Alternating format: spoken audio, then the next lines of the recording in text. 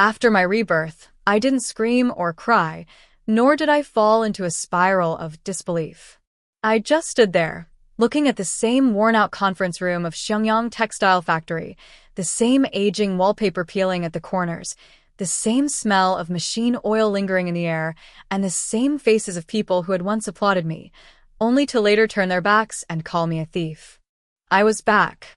Back to the day when the factory director was choosing a daughter-in-law, and Claire Bennett was one of the two candidates. Sitting at the center was Mr. Carter, the factory director, with a solemn face, while his wife, Linda, beamed as she held a porcelain teacup. "Daniel, you're not a kid anymore, Mr. Carter said. Tell Dado you want Claire or Vanessa?" I still remember Linda's voice brimming with confidence.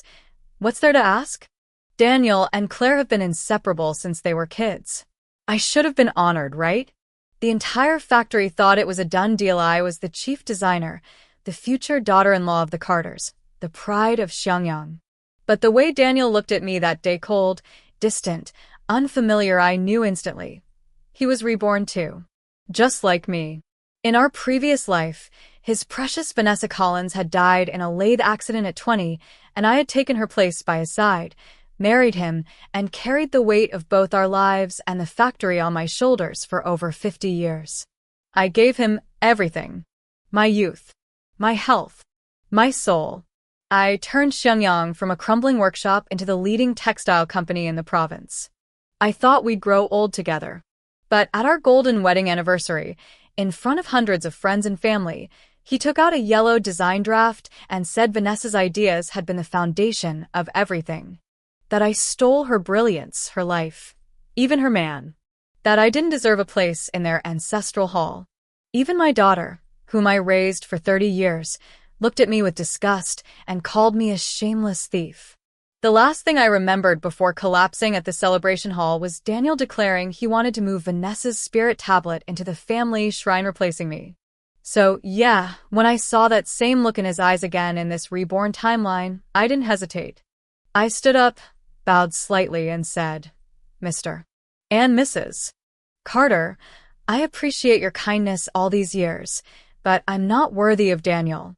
I come from a poor family and have little education. Vanessa has vision, talent, and passion. She's more suited to be your daughter-in-law and the future of Shenyang Factory." Daniel's expression stiffened. He said nothing, just turned around and rushed out of the meeting room like he did in our past life. I knew exactly where he was going. Vanessa was currently violating protocol in Workshop 3, and if no one stopped her, she'd soon suffer a devastating accident. But this time, she'd be saved. Because of me. Again. I stayed behind, watching everyone's confused expressions. Mr. Carter's face twisted with fury. "Claire, what nonsense are you spouting?" I met his eyes and said calmly, "Daniel already made his choice. Forcing him will only hurt everyone involved." That night, I quietly packed my things in the female workers' dormitory. A few clothes, a cloth bag, and a wooden box that held all my years of design drafts me life's work. The next morning, the factory's loudspeaker buzzed to life, and the announcer's excited voice echoed across the compound, announcing the engagement of Daniel Carter and Vanessa Collins. Their photo was plastered across the bulletin board, Vanessa glowing in Daniel's arms like she had already won the world. I stared at it for a second, then slipped my design box into my bag with numb fingers. Before lunch, there was already a stir in the courtyard. Vanessa walked into the office building, her high heels clicking arrogantly, her arm clinging to Daniel's like she owned him. Minutes later, I heard a heated argument erupt inside Mr. Carter's office. "Dad, You promised whoever became the daughter-in-law would lead the Japanese cooperation project. Why is Claire still in charge?" Daniel was furious. Mr. Carter tried to reason. Claire's been handling the design integration for months. Replacing her now would be a disaster. "I don't care." Daniel cut him off. "Vanessa is the future of Shenyang. You'd rather trust an outsider than your own son." My lips curled into a bitter smile. In my past life, I led that exact project. I refined the dyeing technique in the Japanese blueprint and turned it into our breakthrough. That success brought us into the spotlight and made me Claire Bennett, the name behind Xiangyang's revival. And Daniel knew it. When Mr. Carter summoned me into the office, he looked 10 years older than the night before. "Claire, I'm sorry," he muttered. I smiled politely. "No need to say anything, Mr. Carter. I understand." I placed the cloth bag on the desk and pulled out my design book. Every formula, every diagram, every sleepless night was in there. On the last page was a formula for a new dye blend, except the most important figure was intentionally missing. Daniel had memorized it in our past life. He wouldn't now. I placed the book in front of him. "Here. All the details are in there. I'll be leaving today." Mr. Carter looked like he wanted to cry but couldn't. At that moment, Daniel and Vanessa entered. Daniel looked past me, straight at his father. She agreed. He didn't even glance at me. Vanessa snatched the design book before Daniel could reach for it. I pulled out the missing formula from my pocket and handed it to her. "The final ratio isn't in the book. It's precise to the decimal.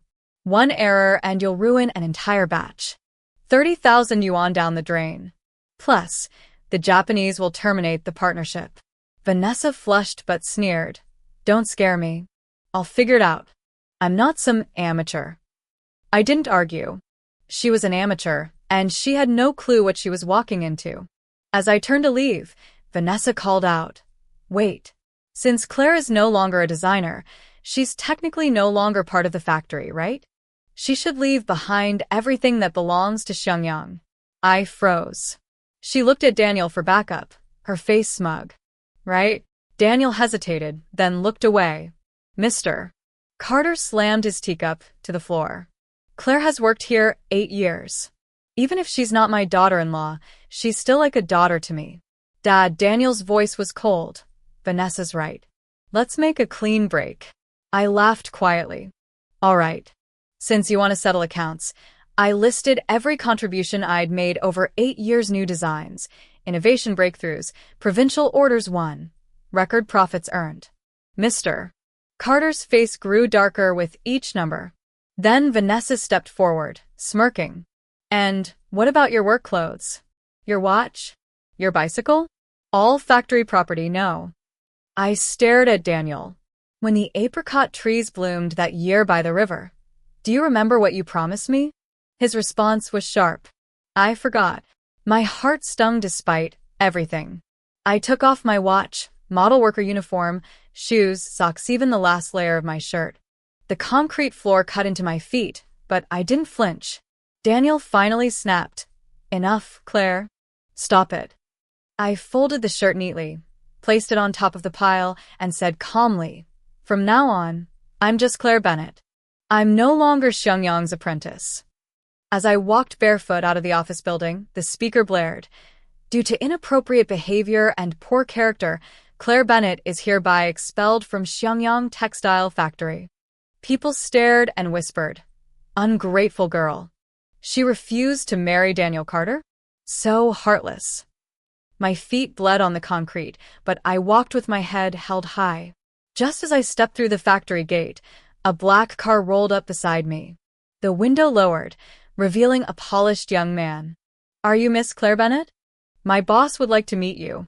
I had no idea what fate was waiting for me in that black car, but I climbed in anyway, barefoot and bleeding, because honestly, I had nothing left to lose.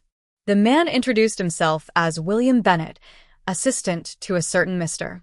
Robert Bennett from Hong Kong, and I blinked in disbelief. In my past life, I'd spent 10 exhausting years trying to get in touch with the Bennett Group, hoping to bring their advanced textile tech to Xiangyang, only to be turned away at every level. And now, here he was, sitting calmly in the driver's seat, saying things like, "Mr. Bennett has admired your work for quite some time," as if my whole life hadn't just crumbled into dust. I didn't even have shoes on, for crying out loud. Still, I pulled myself together, wiped the sweat and dirt off my hands, and nodded. "It's my honor." That afternoon, William flew me straight to Hong Kong. I stared out the plane window, watching the fading outlines of Xiangyang disappear beneath the clouds. No one at the factory knew where I'd gone. I didn't leave a note. I didn't owe them anything. Not after what they did. By the time we arrived, the sun was setting behind glass skyscrapers and neon lights. William led me into the sleek headquarters of the Lu Textile Group, all glass, chrome, and polished marble. When the elevator doors opened at the top floor, I was greeted by a man in his 40s, impeccably dressed, with the kind of presence that silences an entire room. "Miss Bennett," he said warmly, offering his hand, "I've heard a lot about you." "I'm Robert Bennett." I shook his hand and felt the subtle calluses of someone who actually understood machinery, not just numbers on spreadsheets. In the conference room, he laid out a contract thicker than my entire design portfolio. "We'd like you to be our chief designer," he said. "The salary is 10 times what Xiangyang offered. You'll also get a share of the stock. Full creative control. An independent lab. Your own team." I stared at the number on the bottom of the contract. It was astronomical. In my past life, I worked like a mule for Xiangyang, built them an empire, and they tossed me out like trash. Now, in this life, I was being offered the kind of future I didn't even dare to dream of. I signed without hesitation. The moment my name hit the paper, William rushed in, flustered. "Mr. Bennett," he said, "something happened at Xiangyang factory." He handed over a fax with trembling hands. Robert's face darkened. The Japanese deal collapsed. 30,000 yuan in losses. The factory is on the brink of bankruptcy. I glanced at the paper and almost laughed out loud. Vanessa must have used the wrong chemical ratio from the formula I forgot to include in the design book. Daniel, who thought he knew everything, probably approved it without checking. Idiots. "Miss Bennett." Robert looked at me. I gave him the short version: the betrayal, the humiliation, the golden wedding anniversary where Daniel shoved Vanessa's name over mine, and how they branded me a thief in front of hundreds of guests. His expression turned grim. "That kind of man doesn't deserve your loyalty," he said firmly. Later that day, William received another update. Mr. Carter had suffered a heart attack from the stress and was in critical condition. Apparently, the moment Daniel took over the factory, he sent people to Hong Kong begging for me to return and save them. I stood by the massive French window in my new office, looking down at the city glittering like stars below me. "Tell them," I said softly, "that Claire Bennett died in Xiangyang factory. The person standing here now is someone else entirely." That night, I poured myself into the design lab. Robert gave me a top-tier team, the most cutting-edge tools, and total freedom. I didn't waste a second. I channeled all the pain, betrayal, and experience of my past life into every sketch, every calculation, every sample. When I revealed the first design, the entire R&D department went silent. "Miss Bennett," one of the young assistants finally whispered, "You're a genius." Word spread fast. Hong Kong's textile world hadn't seen anything like it in years. Meanwhile, back in the mainland, Xiangyang was burning to the ground. But I wasn't watching. I was too busy building a future. A week later, William knocked on my door again, his face unusually serious. "Miss Bennett, there are 2 people downstairs asking to see you." From the mainland. I didn't even need to ask who. I walked to the window and looked down 30 floors. There, at the entrance of the building, knelt Daniel Carter and Vanessa Collins. My ex-husband and his white moonlight, reduced to beggars in front of the empire they once thought they didn't need me for. Daniel's hair was disheveled, his face gaunt, his eyes wild. Vanessa's clothes were wrinkled, her expression bitter and defeated. They held a cardboard sign that read, "Claire Bennett, please save Xiangyang factory." What a joke. In my past life, I had knelt for them in every way a woman could kneel, begging for love, for validation, for a shred of acknowledgement. And now they were the ones kneeling for me. William looked at me cautiously. "Do you want to meet them?" I turned away from the window and shook my head. "No." "Call security. Get them off our property." But they didn't leave. They stayed there, kneeling in the rain, the sun, and then again in the pouring rain. They refused food, water, shame, or mercy. On the 3rd day, Daniel snapped. When the security shift changed, he forced his way inside the building, rushed into the elevator, and slammed open the door to my office. I didn't flinch. He fell to his knees the second he saw me, grabbed my hand with trembling fingers. "Claire," he gasped, "please. Only you can save Xiangyang. Only you. I'll give you everything. I'll kneel forever. I'll die if I have to. Just please come back." I yanked my hand away. "Do you remember our golden wedding celebration?" I asked, my voice icy. "Do you remember calling me a thief? Do you remember telling everyone you were replacing me with Vanessa's tablet in your family shrine? Do you remember how I dropped dead in front of them, while they all looked at me like trash?" Daniel paled. "You remember?" "I'm reborn too," I said, eyes locked on his crumbling expression. "I remember every single betrayal." Daniel collapsed on the floor, shaking. "Claire, the one I love, it was always enough," I snapped. "Your love is worthless. Don't insult me further." At that moment, the door opened again. Robert stepped in with security. His voice was sharp and final. "No one from Xiangyang is allowed in this building again." The guards dragged Daniel out, and I didn't even blink. I had no pity left for him. No hat. Just indifference. And that's what broke him most. 2 months later, William brought news from Xiangyang. Mr. Carter's condition had worsened. To pay medical bills, Daniel had sold every asset they owned. Vanessa, who couldn't bear the downfall, divorced him and latched onto a new man, Jason Moore, a county official with influence. I stared at the photo in the newspaper. Vanessa, clinging to Jason's arm, laughing like she hadn't just stepped over a man she once swore to love. In another life, she'd kept up the innocent act for decades. In this one, her mask had cracked early. "Does Daniel know?" I asked. "Yes," William said quietly. "He passed out when he found out." 1 week later, I flew to the mainland for business. As fate would have it, I passed by the entrance of the county hospital. And there he was, Daniel Carter, standing there with that same battered cloth bag, watching Vanessa giggle as she walked by with Jason Moore. "Vanessa," he called out desperately, "Dad is dying. He wants to see you. Just once." Vanessa turned around, rolling her eyes. "What does that have to do with me? I'm not part of your family anymore." "Please," Daniel begged, "think of the years we were husband and wife." "Oh, stop it," she snapped. "We're divorced." "Jason, this man is embarrassing." Jason looked Daniel up and down like he was dirt. "You think a loser like you ever deserved a woman like Vanessa? Get lost." Daniel clenched his fists, but stayed silent. I watched it all unfold from across the street, and honestly, it felt like watching the final act of a play I'd already seen.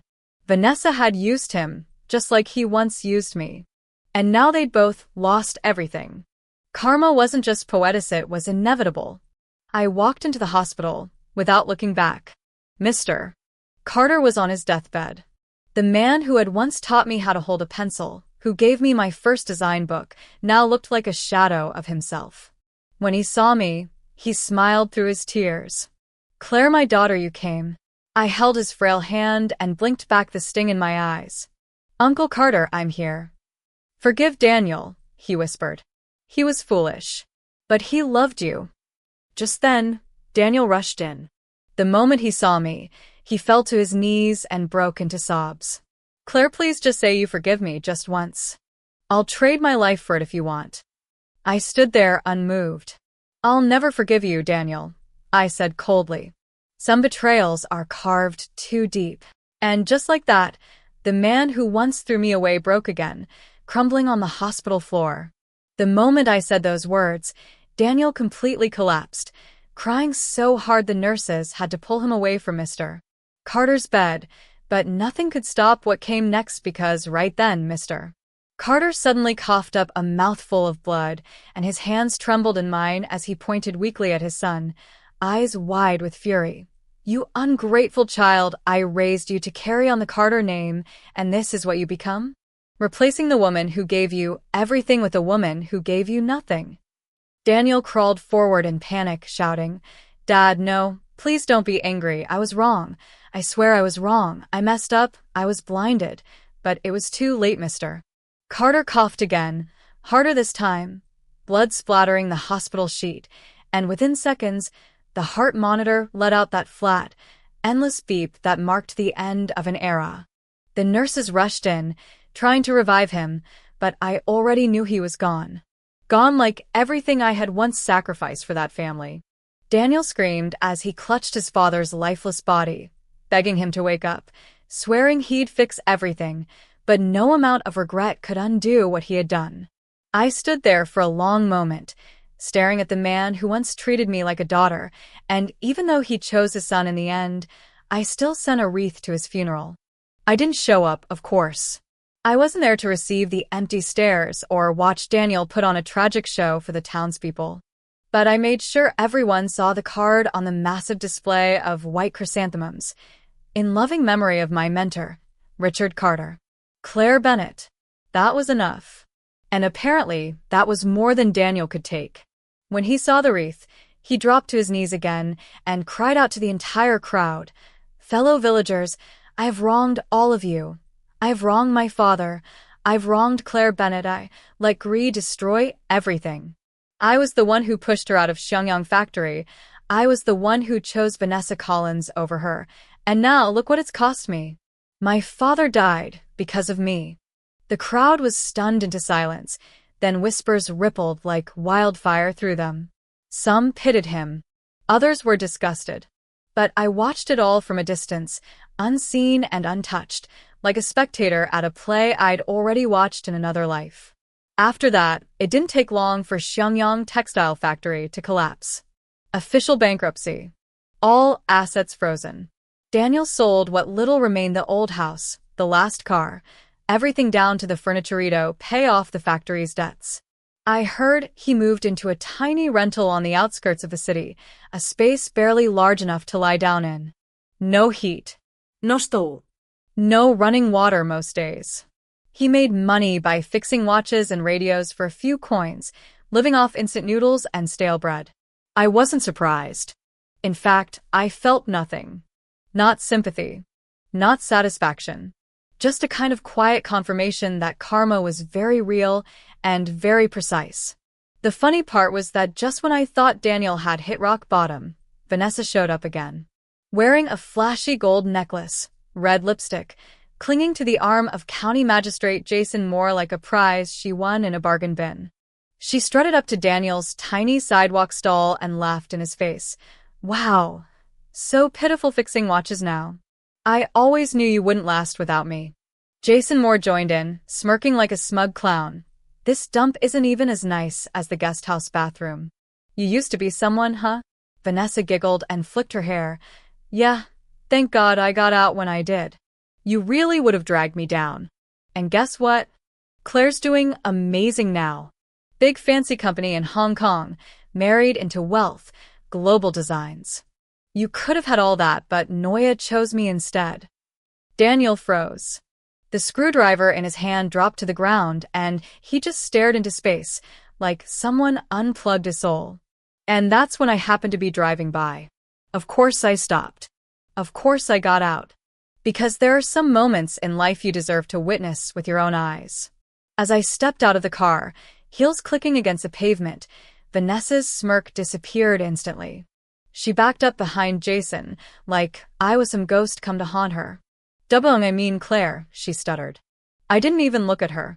I just walked up to Daniel, who was now trembling as he tried to stand, and I looked him straight in the eye. The man who once stood on stage beside me, celebrating our wedding anniversary with toasts and speeches, was now a gray-haired, sunken-eyed wreck who could barely stay upright. He whispered my name like it was a prayer, "Claire," but I didn't let him speak. I pulled a thick envelope of cash from my purse and tossed it on his broken-down workbench. "That's for Mr. Carter's medical bills from last year. I'm settling the last debt between us." He stared at the money like it burned his hands. "Claire, please, I am sorry. I ruined everything. You were right. I destroyed the factory. I destroyed us." His voice cracked and broke, and he sank to the ground, sobbing, clutching the cash like it could somehow fix the past. I looked down at him with the same cold calm he once gave me. "This is what you chose, Daniel. You picked her. Now live with it. I turned around and walked away, leaving him crying like a broken animal. Half a year later, Robert proposed. It was simple, sweet, and everything I never knew I needed. He knelt in the middle of the most luxurious hotel in Hong Kong with a 10-carat diamond ring and asked me, "Claire, will you marry me?" I said yes. Of course I said yes. Not because he was rich. Not because he was powerful. But because he saw me when I was nothing and treated me like I was everything. Our wedding was held at the Peninsula Hotel. The guest list included every major figure in Hong Kong and the mainland. The red carpet shimmered under the flashes of cameras. My custom wedding dress sparkled like starlight. Reporters couldn't get enough. Chairman of Lu Group marries genius designer from the mainland. It was the headline of the month. I smiled beside Robert, hand in hand, while the whole world watched us like a fairy tale come true. And back in the mainland, Daniel was still scraping by, setting up his little repair stall every morning. One day, a passerby walked by holding a newspaper. "Hey, isn't this the girl who used to work at Shenyang factory?" Daniel glanced at the paper and nearly fainted. There I was on the front page, smiling in my wedding dress, arm in arm with Robert Bennett, shining like I was born for the spotlight. He screamed, right there in the middle of the street. No. "It's not real. Claire can't be married. She's mine." She'll always be mine." People gathered, whispering. Some knew who he was. "That's Daniel Carter, right? From the bankrupt factory. I heard he went crazy after his dad died. Now he thinks his ex-wife still belongs to him? Yikes."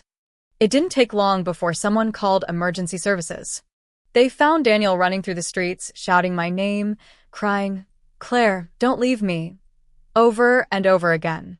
The ambulance took him to the nearest psychiatric hospital, where they sedated him for his own safety. Meanwhile, Vanessa's karma arrived too. Jason's wife found out about their affair and stormed the government guest house, slapping Vanessa in front of everyone. "You homewrecker. You dare seduce my husband? Pick one, me or her." Jason picked his wife, obviously, and Vanessa got kicked out with nothing but a suitcase and her broken pride. Homeless and penniless, she wandered the streets until she found a sleazy nightclub hiring women to pour drinks. $50 a night, the manager said. "You in?" She nodded without hesitation. A month later, she saw me on TV again draped in pearls, attending a charity gala beside Robert, smiling for cameras like I had never been anything less than royalty. Vanessa watched it all from a sticky nightclub bar, tears mixing with cheap foundation. She tried to run to Daniel, but the old rental unit was empty. The landlord said he was sent to a psychiatric ward. When she found him, he was sitting in a chair, staring blankly at the wall, mumbling my name under his breath like a broken record. "It's all our fault," he kept repeating. "We ruined everything. Claire was everything." Vanessa sobbed beside him. "If only we could go back." But it was too late. I wasn't theirs anymore. I never would be again. 1 year after the headlines of my wedding swept across Hong Kong and the mainland, I returned not as a castaway or a joke, but as the CEO and lead designer of my own global textile brand, and the woman everyone who once humiliated me now pretended to admire. My company had skyrocketed luxury boutiques across Asia, fashion editorials begging for interviews, high-end clients placing six-figure orders just for a custom blazer. When I arrived back in the mainland, I wasn't here to reminisce. I was here to build. On the morning of the grand opening of my new factory, the very one I named Hope, textiles leaders from the province showed up in sleek black sedans, lining up with flowers and handshakes and media coverage like it was the social event of the year. The same city that watched me walk barefoot through factory gates, covered in dust and shame, now rolled out red carpets for me. I stood on stage in a tailored white pantsuit, holding the microphone with one hand and cradling my slight baby bump with the other, watching cameras flash and reporters jostle for space. "Ms. Bennett," one of them called out, "you've gone from being expelled from Shenyang factory to leading a global textile empire. What's your secret?" I smiled, my voice calm but firm. Never underestimate a woman who's been betrayed. We don't break. We build. And most importantly, we never forget. That answer was all over the front page the next morning. Back in Hong Kong, Robert nearly choked on his coffee when he saw the coverage. My wife really knows how to drop a headline, he laughed, beaming as he handed red envelopes to every employee in the company. We were expecting a baby boy and he was over the moon, telling everyone within a 5-mile radius that he was going to be a dad. This kid, he told me one night as he placed a gentle hand over my belly, is our new beginning. Yours and mine. No ghosts. No past. Just us. I never thought I'd feel this full, this seen, this safe. But of course, good news travels fast and to the wrong people, too. Somehow, Daniel found out I was pregnant. They said he escaped the psychiatric hospital the same night. No shoes. No coat. Just a tattered bag and a mind full of ghosts. He wandered across the province, begging for information, and after weeks of digging and pleading and God knows what else, he somehow found the address of the villa Robert had bought for me. That afternoon, I was relaxing in the garden, enjoying the spring sun, when the security guard rushed over. "Ms. Bennett, there's a man outside the gate. Says he knows you." We tried to send him away, but he refuses to leave. He's not in a good state. I walked to the window and pulled back the curtain. And there he was, Daniel, kneeling on the stone path outside the iron gate, clutching the bars like a prisoner begging for parole. He looked like a scarecrow skin hanging off bones, hollow eyes, dirt caked on his clothes. And yet there he was. Again. I didn't go out. I didn't speak. I told the guard to leave him be and shut the curtain. But he didn't leave. He knelt there for 3 days and 3 nights. No food. No water. Rain pouring down on his bowed back. The guards sprayed him with hoses. He stayed. They threatened to call the police. He begged them to wait. They even let the dogs out once to scare him. He didn't flinch. On the 4th morning, I gave in not out of compassion, but out of closure. I told them to bring him in. He could barely stand. They had to carry him up the steps, one arm slung over each shoulder. When they set him down in the foyer, he dropped to his knees again and stared at me like I was a vision. "Claire," he rasped, voice hoarse from screaming my name through the gate. "Just say it once. Just once. That you forgive me. I'll die right here if you want. I just want to hear it from you." I looked at him for a long time. This man who once told me, on our golden anniversary, that I was a fraud. That I was nothing but a placeholder for another woman. Who let the love of his life strip me down in front of his father. Who stood silent when I bled barefoot in front of the entire factory. "Daniel," I said coldly, "there are some wounds that never heal. And there are some things you can never unsay. I will never forgive you, not in this life, and not in the next." He collapsed forward, clutching the hem of my dress, sobbing like a child. I stepped back, turned around, and walked away, leaving him there with the security guards, who dragged him out like a sack of guilt. His screams echoed in the garden, a haunting mix of desperation and heartbreak. "Claire, please, I'm sorry, I deserve to die." And then there was silence. He'd fainted. The ambulance came quickly. The doctor said he was severely malnourished, dehydrated, and mentally unstable. They recommended he be transferred back to the psychiatric hospital immediately. And I agreed, without hesitation. That same week, Vanessa was admitted to a different hospital across the city, her liver failing from years of drinking and pills. I heard she spent her nights talking to the ceiling, muttering, "What if, like it was a lullaby? What if she hadn't forced Daniel to choose her? What if she had studied harder? What if she had just stayed away from me?" The irony wasn't lost on me. She spent her whole life trying to be me. And now, while she rotted away in a hospital bed with no visitors, I stood in front of hundreds of well-wishers holding my 1-month-old son. We named him Lucas Bennett, after Robert's father and the life we built together. The celebration banquet was extravagant red silk banners, champagne towers, flowers from every major designer, and a stage big enough to host a concert. Lucas wore a tiny suit and blinked at the lights, and when I held him close, I whispered, "You are my new beginning, baby. And no one will ever take that from us." The reporters, of course, were relentless. MS. Bennett. What's your biggest accomplishment so far? MS. Bennett, any advice for young women who've faced betrayal? I looked straight into the camera. Never let betrayal define you. Let it refine you. And remember, when someone calls you unworthy, prove them wrong by becoming unforgettable. That quote trended for 2 days straight. Robert smiled at me with eyes full of pride and whispered in my ear, "Thank you for giving me a complete life."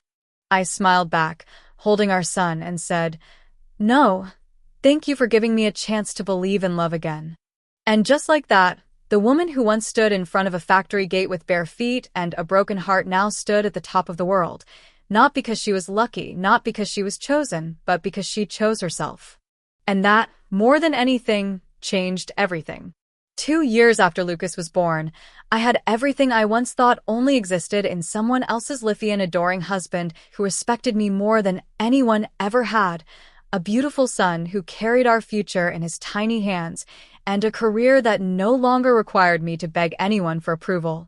My brand was everywhere: magazines, fashion shows, even international exhibitions.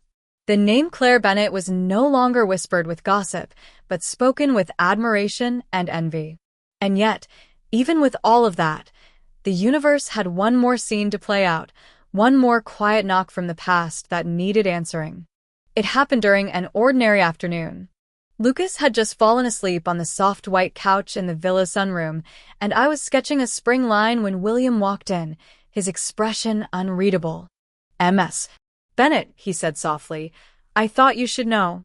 Daniel Carter passed away last night." I paused, pencil hovering over the page, but my hand didn't shake, and my eyes didn't water. I just stared at the sunlight flickering through the glass and felt. Still. How? I asked almost mechanically. "He escaped the psychiatric hospital again a few days ago," William continued, his voice lower now.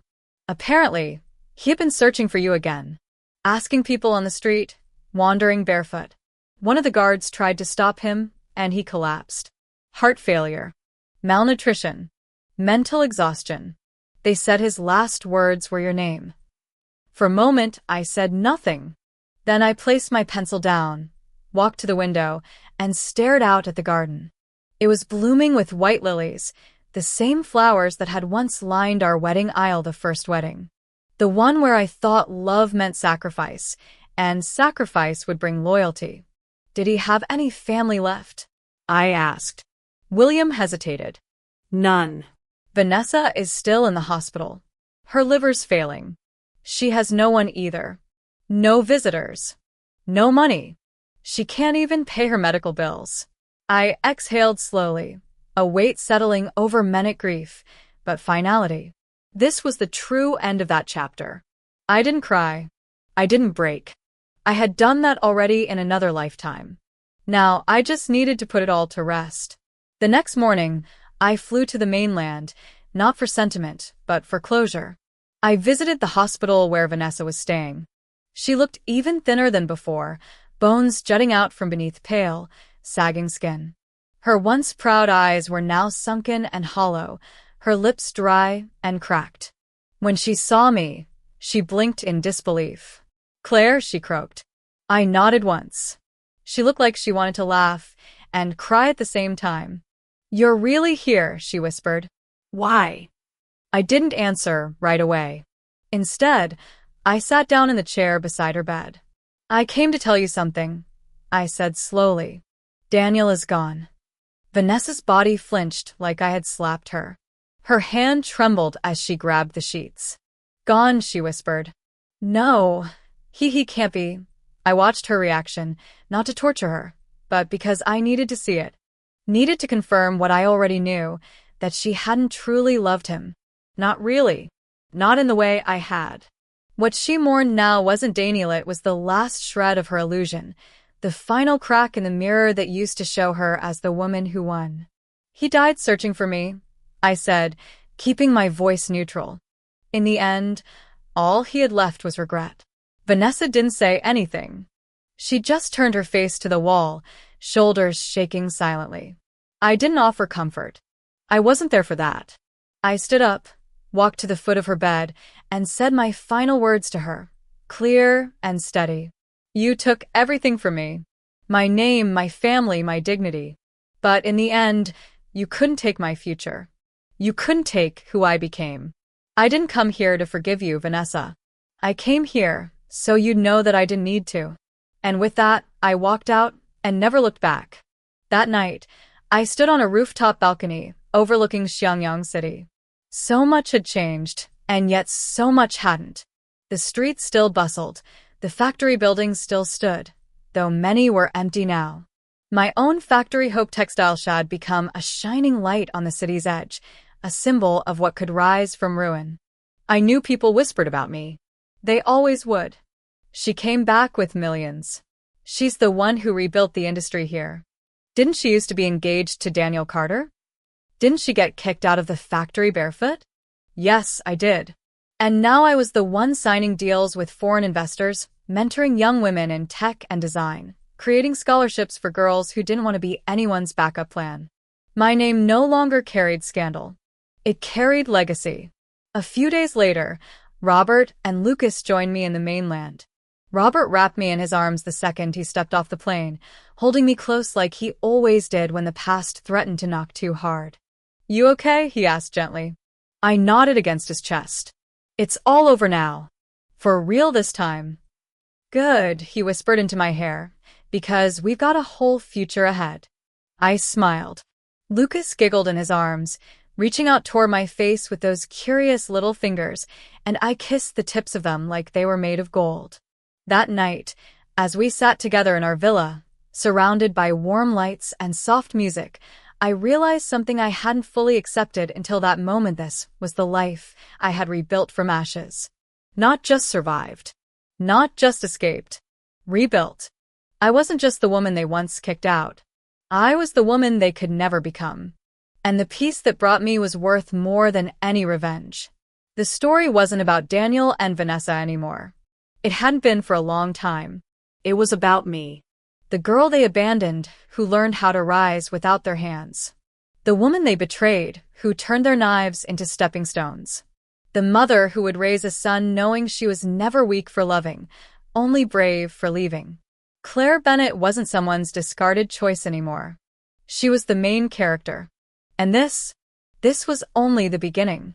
The seasons kept turning, and with every passing year, I watched my son grow taller, more curious, more like his father in gentleness and more like me in grit, and somehow that simple act of watching him laugh under the orange trees in our courtyard made all the scars of my past feel like they'd healed with the wind, not forgotten, no, but smoothed into something that no longer ached when I touched it. And I knew then that I had truly come out the other side, not just survived the betrayal but transformed it into a story worth telling, a life worth living, and a future I could proudly pass on, because that's what healing really looked like, not pretending it didn't happen, not seeking vengeance for the sake of pain, but choosing peace when you've already proven your strength, choosing silence when your success speaks louder than any apology you never got. And one spring morning, as I stood on the stage at the International Women in Industry Summit in Milan, holding an award for Lifetime Achievement in Sustainable Textile Innovation, I looked out at a room full of women from every part of the world, every background, every battle, and I told them my truth without shame, without polish, just the raw, quiet honesty of someone who had lived through fire and refused to be reduced to ashes. And I said, there was a time when I thought love meant sacrifice, when I believed loyalty would be returned just because I offered it freely, but life doesn't always reward goodness the way we hope. Sometimes it punishes it, sometimes it twists it, and sometimes the people you love most are the ones who bury you deepest. But I'm standing here today to remind every woman that no one can write your ending but you. And the applause that followed was thunderous. Yes, but what mattered more was the message, the idea that someone out there, maybe a woman crying in her dorm, maybe a mother hiding her heartbreak behind a smile, maybe a girl being told she wasn't good enough to lead, would hear that story and choose herself before waiting for someone else to, Because if I had known earlier that self-worth wasn't something you earned through endurance, but something you claimed through courage, maybe I would have walked away even sooner. But maybe I had to walk that exact path to get here. Maybe the heartbreak wasn't the end of my story, but the ink that made the rest of it matter. And while the world kept whispering about how Claire Bennett rose from nothing, what they never saw was the nights I stared at the ceiling asking why I wasn't enough, or the mornings I had to look in the mirror and force myself to keep going when everything inside me wanted to disappear. And yet here I was, not just alive, but alive with purpose. And it didn't stop there. Hope Textiles launched its first fully biodegradable fiber blend that year and partnered with women's cooperatives in 3 provinces, offering jobs, training, and equity ownership because success didn't mean much if I couldn't use it to lift other women the way no one had lifted me. And in between boardrooms and fashion expos, I found joy in the small things: Sunday morning pancakes with Lucas, quiet dinners with Robert where we'd dance in the kitchen barefoot, handwritten letters from young girls who said they wanted to grow up to be like me.